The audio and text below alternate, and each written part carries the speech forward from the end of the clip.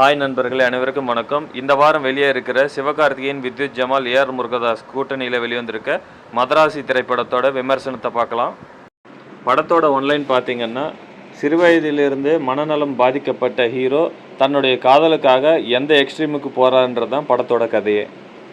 காதல் தோல்வியால் தற்கொலை செய்ய போகும் ஹீரோவை பார்த்தீங்கன்னா என்ஐஏ டீம் காப்பாற்றுறாங்க. அவங்க ஹெல்ப் கேட்குறாங்க.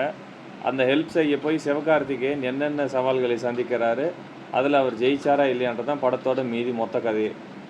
படத்தில் நடிப்பு பற்றி சொல்லணும்னா சிவகார்த்திகேயன் ஆஸ் யூஷுவல் சூப்பராக நடிச்சிருக்காரு. வித்யுத் ஜமாலோட நடிப்பு பார்த்திங்கன்னா ரொம்ப ஸ்டைலிஷாக இருந்தது. சார்பேட்டா பரம்பரை டான்சிங் ரோஸோட நடிப்பும் பார்த்திங்கன்னா ரொம்ப நல்லாவே இருந்தது. தென் பிஜு மேனனோட நடிப்பு நல்லா இருந்தது. விக்ரந்தோட நடிப்பும் பார்த்திங்கன்னாவே இதில் நல்லா சொல்கிற மாதிரியே இருந்தது.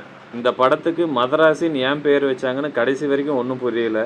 இந்த படம் பார்க்கலாமான்னு கேட்டிங்கன்னா லாஜிக்கே இல்லாமல் ஃபுல் அண்ட் ஃபுல் ஆக்ஷன் படம் பார்க்கணுன்னா கண்டிப்பாக நீங்கள் பார்க்கலாம்.